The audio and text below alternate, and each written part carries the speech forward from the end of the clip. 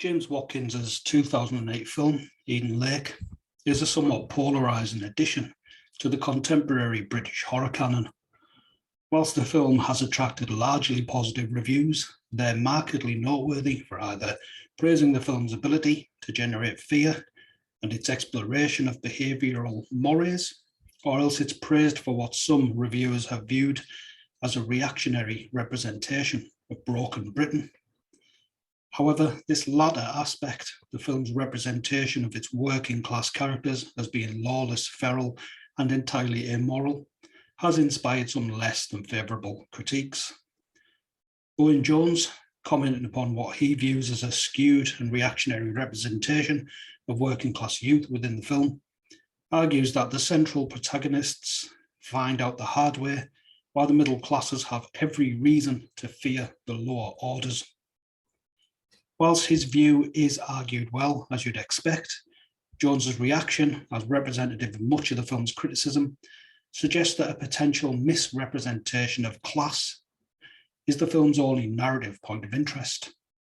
However, to focus entirely on issues of class is to ignore the film's engagement with space, which in both visual and narrative terms is a central concern.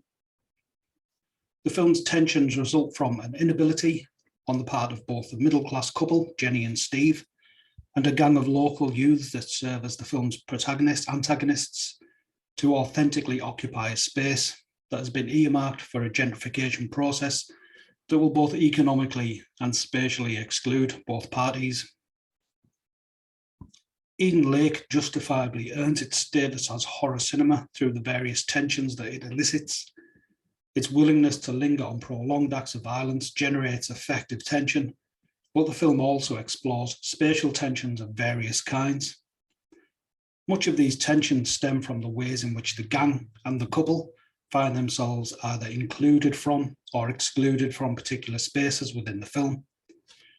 Ultimately, the space in which the majority of the narrative unfolds, the woodlands that surround the lake, is private property, and as such there's an implicit tension surrounding the right, or lack thereof, to actually use it as a space of leisure.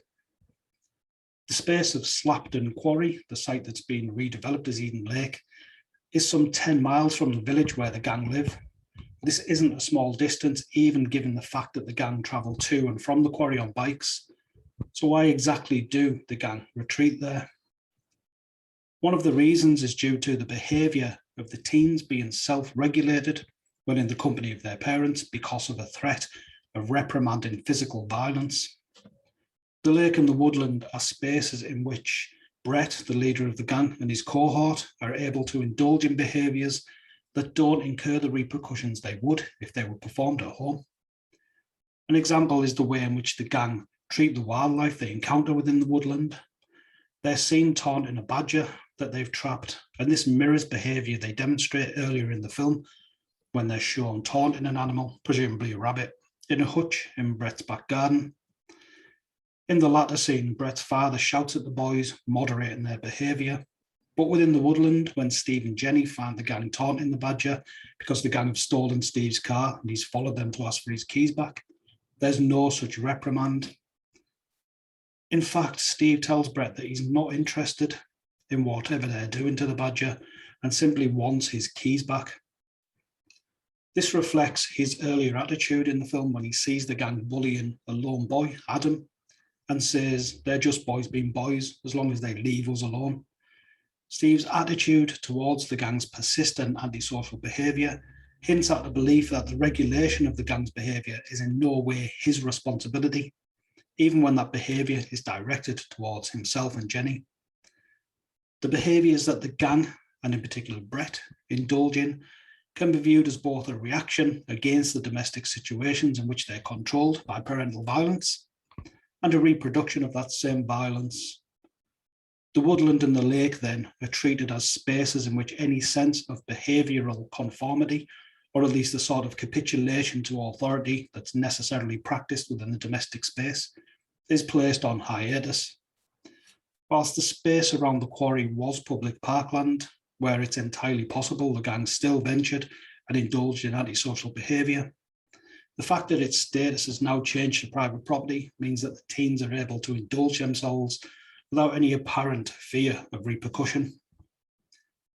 In this sense, the space can be understood in terms of what Michel Foucault calls the crisis heterotopia. This space, he asserted, is one reserved for individuals who are in relation and to the human environment in which they live in a state of crisis. Foucault specifically alludes to groups of people for whom this sense of crisis is linked to physical change, such as pregnant or menstruating women, the elderly, and teenagers.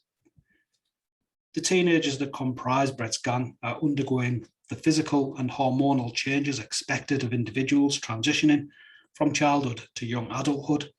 Perhaps more importantly, they're also exploring the corresponding behavioural changes that embody a rejection of parental and other forms of authority, and instead looking to the support and approval of their peers.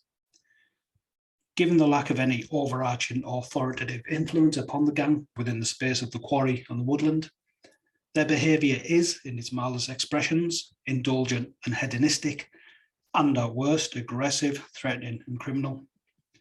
Because these behaviours wouldn't be viewed as being socially permissible if they were observed by others within the village, they align the space of the quarry more correctly with Foucault's concept of the heterotopia of deviation. Foucault describes this space as being one in which individuals whose behaviour is deviant in relation to the required mean or norm are placed. Whilst Foucault gave examples such as prisons and psychiatric hospitals, places where people are actively placed and excluded from society at large, the woods can still effectively be aligned with this concept, given the gang remove themselves there in order to indulge in behaviours that are impermissible in other, more publicly viewed spaces. Certainly, the dangerous sexual behaviour that Brett exhibits towards Jenny and the violence directed at both animals and other people are behaviours that would be considered criminal in a more socially constructed space. Whilst the film does largely locate its improper demonstrations of behaviour in spaces that are removed from the larger public gaze, it's notable that the parents of the gang, or at least the group of adults associated with Brett's father, do indulge in behaviours that are both sexualised and violent within the domestic space, suggesting that there are influential factors at work in relation to the gang's behaviour. For example, when Jenny, having escaped the gang and the space of the quarry, stumbles into Brett's garden, Brett's family and their adult friends are gathered together in what's seemingly a garden or a house party. This party is centred on a large hot tub containing 2 topless women and a fire pit. Music is playing at an antisocial level. Ironically, the tune playing as Jenny enters the garden is Mellencamp's 1987 hit, Respectable, lyrics stating, "We ain't never gonna be respectable." It's no coincidence that essentially the garden party mirrors the physical layout of the lake, as well as the behaviour of the gang at the quarry.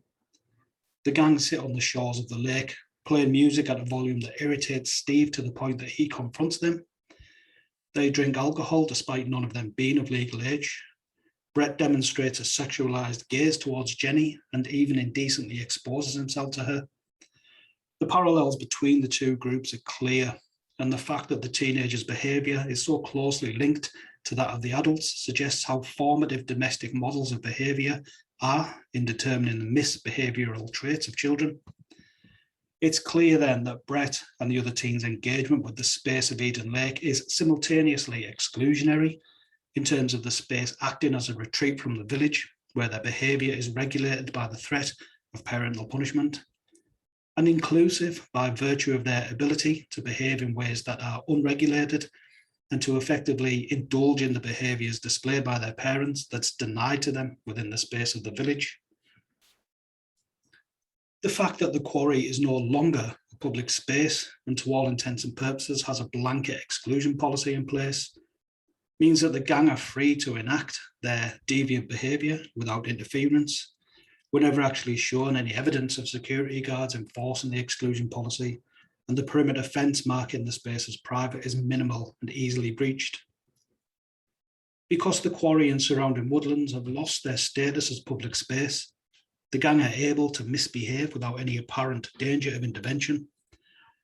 But for Steve, this change of use is viewed as being profoundly detrimental. Tim Cresswell argues that the very materiality of a place means that memory is not abandoned to the vagaries of mental processes and is instead inscribed in the landscape as public memory. Steve's engagement with Slapton Quarry is based upon positive memory associations. He's enjoyed previous visits to the quarry with friends and seems to have a genuine appreciation for the aesthetic qualities therein. Whilst the redevelopment does not, it seems, intend to radically alter the aesthetic qualities of the space, its very materiality, it's the sealing off of the space from public use that ensures it will be resigned to the status of memory for Steve and others who've enjoyed the woodland as a space of leisure. In being excluded from this space and having no possibility of actively engaging with it, it's inevitable that the space as place of public use can only exist as memory for Steve. It's clear that he's resentful of this redevelopment, both because it relegates the space as he knows it to the status of memory, and the Eden Lake project represents a socio-economic category that he's unable to find a place within. Edward Ralph suggests that space is claimed for men by naming it, and the quarry's titular modification visibly irks Steve as he first sees the billboard advertising the redevelopment project and tells Jenny, "Eden Lake, my ass, it's Slapton Quarry." This statement suggests an irritation that's grounded in more than the change of name.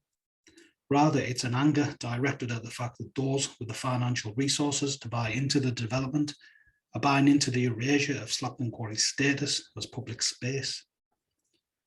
Doreen Massey suggests that one of the concerns we have regarding the privatisation of public spaces is the fact that it entails the vesting of control over spaces in the hands of non-democratically elected owners.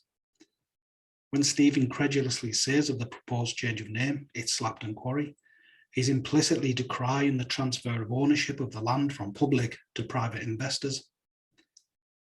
The fact that the space of the quarry and the surrounding woodland was public parkland and has now been bought by a private company suggests that the local authority has either been approached with an offer to purchase the land, or else they've actively courted buyers. In either case, the suggestion is that the use of the land by the public is viewed as being less important than the initial price of purchase by the development company. One must wonder whether there's an assumption that the residents of Eden Lake will boost the local economy, but this is questionable given the exclusionary language that advertises the new homes. The feeling is that the community will be entirely insular. Not only does the redevelopment price Steve out of the space, perhaps reminding him of his place within a socio-economic hierarchy, but it also intrudes upon his cognitive idea of the space, ensuring that it can only exist within his memory. As Ralph suggests, the withering away and modification of places is prevented by ritual and tradition that reinforce the sense of permanence of place. Despite the fact that the space has been used as a public park, its previous incarnation as a quarry has informed its identity, both in terms of the lake, essentially the centre of the quarry flooded with water, and by virtue of the persistence of the name. The redevelopment marks a decisive alteration of the permissible use of the space and the loss of any sense of tradition that has marked Steve's and others' engagement with that space.